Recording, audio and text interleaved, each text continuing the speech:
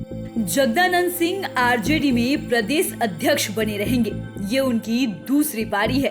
इस बार भी वे निर्विरोध प्रदेश अध्यक्ष बने। आरजेडी की ओर से सिर्फ जगदानंद सिंह ने ही नामांकन किया। तेजस्वी यादव उनके प्रस्तावक बने। पूरी नामांकन प्रक्रिया के दौरान तेजस्वी मौजूद रहे। इसके साथ ही उन्हें बधाई देने वालों का तांता लगा रहा। इसके साथ ही ये भी साबित हो गया कि जगदानंद सिंह आज भी लालू यादव के काफी भरोसेमंद लोगों में शामिल है। वे पुराने दिनों के साथ ही रहे हैं। समाजवादी आंदोलन में भी समर्पित भाव से साथ रहे हैं। लालू यादव के सभी बच्चे उन्हें गार्जियन के रूप में मानते हैं। हाँ, कभी कभी लालू यादव के बड़े बेटे तेज प्रताप के साथ रिश्ते में खटास आ जाती है, लेकिन वो भी अस्थायी नहीं रहता है। ऐसे में आज हम आपको 5 PM के 5 का तड़का में उन 5 कारणों को बताएंगे जिनकी वजह से लालू यादव को जगदानंद सिंह पर काफी भरोसा है। लालू यादव और जगदानंद सिंह की जोड़ी बिहार पॉलिटिक्स में लगभग एक साथ की है। जनता दल बनाना हो या फिर जनता दल टूटने के बाद राष्ट्रीय जनता दल का निर्माण करना हो, जगदानंद सिंह लालू यादव के साथ बिल्कुल साए की तरह रहे हैं। जब भी पार्टी का बुरा दौर आया हो या फिर लालू यादव के जेल जाने के बाद पार्टी को मजबूत और एकजुट रखने की बात हो तो जगदानंद सिंह मजबूती से खड़े रहे हैं। जब लालू यादव की चारा घोटाला के सभी मामलों में जमानत मिल गई और इसके बाद जब वे दिल्ली से बिहार के लोगों से वे ऑनलाइन जुड़ रहे थे, तब उन्होंने जगदा बाबू को काफी संजीदगी से पुराने दिनों का साथी बताया था। यही वजह है कि कभी कभी कुछ कारणों से मन खटास होने के बाद भी वे लालू यादव की बात को बिल्कुल ही नहीं टालते।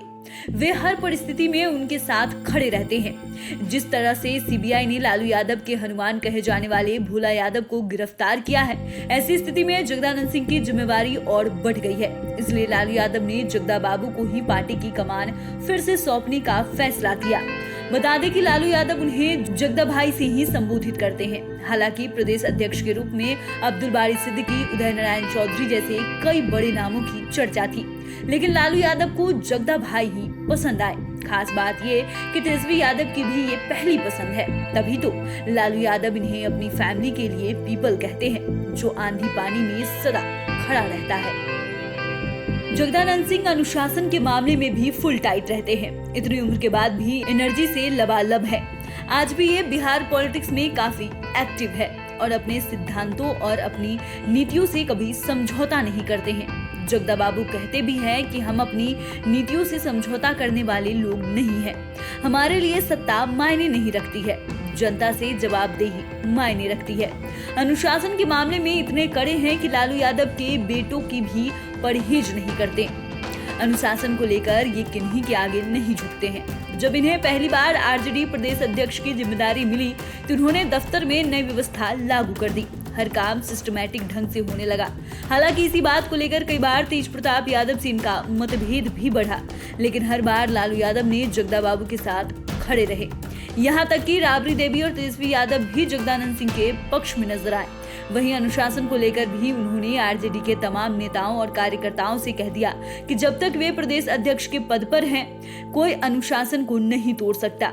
और दूसरी बार लालू ने जगदा बाबू पर भरोसा जताकर ये साफ मैसेज दिया है कि जगदानंद सिंह ने ही नियम और कानून आरजेडी दफ्तर में चलेंगे।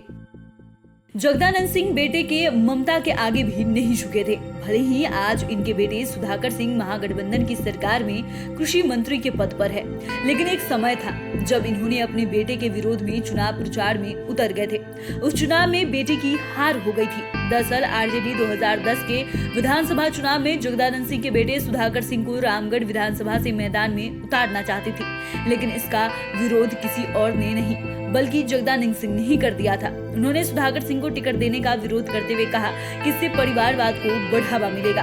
तब सुधाकर सिंह ने भी अपने पिता से मुंह फुला लिया था। इतना ही नहीं, सुधाकर सिंह इतने अधिक गुस्से में आ गए कि उन्होंने आरजेडी छोड़कर बीजेपी का दामन थाम लिया था। बीजेपी भी इसी मौके की तलाश में थी। बीजेपी ने जगदानंद सिंह के बेटे को लगे हाथ टिकट भी दे दिया। तब जगदानंद सिंह को लेकर आरजेडी के कुछ लोगों ने लालू यादव से शिकायत भी की। इसके बाद भी लालू यादव ने उन पर भरोसा जताते हुए कहा कि जगदा भाई कुछ गलत नहीं करेंगे और इस कसौटी पर वे खरा उतरे। जगदानंद सिंह ने आरजेडी उम्मीदवार अंबिका यादव के पक्ष में जमकर प्रचार किया। उन्हीं की मेहनत रही कि आरजेडी को वहां से जीत मिली और बीजेपी को मात मिली। बाद में सुधाकर सिंह को अपनी गलती का एहसास हुआ और वो आरजेडी में शामिल हो गए। 2020 के चुनाव में सुधाकर सिंह को सफलता भी मिली।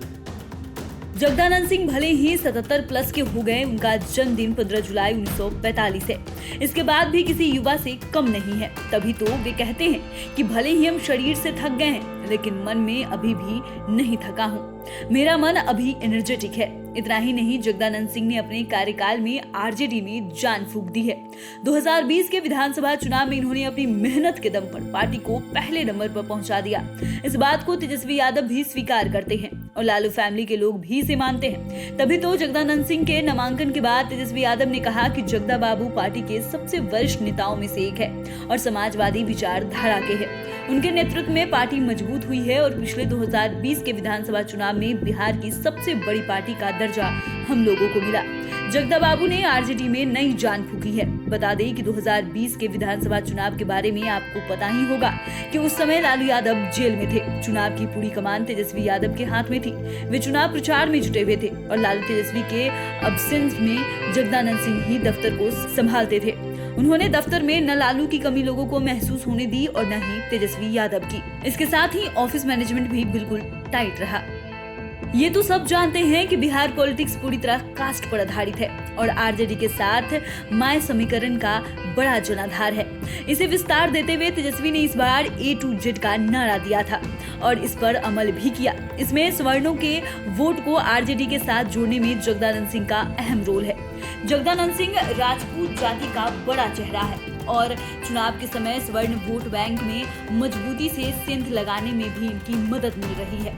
बिहार की सियासत में जब महागठबंधन का दौर आया तो लालू के इस फैसले के साथ भी जगदा बाबू मजबूती के साथ खड़े रहे। इतना ही नहीं, 2020 के चुनाव के समय भी ये प्रदेश अध्यक्ष की कुर्सी पर थे और इन्होंने पार्टी के फैसले, उम्मीदवारों का सिलेक्शन और स्ट्रैटेजी बनाने में भी काफी मेहनत की। ये पार्टी के क्राइसिस मैनेजर भी हैं और जब भी पार्टी पर एक्सटर्नल या इंटरनल संकट आया तो इन्होंने उसे निजात दिलाने में भी काफी मदद की और आरजेडी के लिए संकट मोचन बन गए। तभी तो जब लालू ने इन पर भरोसा जताया तो इन्होंने कहा कि मेरा मन नहीं थका है, लेकिन शरीर थक गया है। हालांकि मैंने कभी कमान नहीं मांगी और न ही मैं किसी कमान से भागता हूँ। हमारे नेता लालू जी का जो फैसला हुआ है उसे मैं पूरा करूंगा। हम पार्टी के किसी काम या जिम्मेवारी से भाग नहीं सकते हैं। हमने लोहिया और कर्पूरी ठाकुर से यही सीखा है कि जनता के लिए दी हुई जिम्मेदारियों को ईमानदारी से निभाना चाहिए। तो फिलहाल के लिए इतना ही। अगर आपने अभी तक चैनल को सब्सक्राइब नहीं किया है तो सब्सक्राइब कर ले। फेसबुक पेज को लाइक करना बिल्कुल भी ना भूलें। वीडियो देखने के लिए आपका धन्यवाद।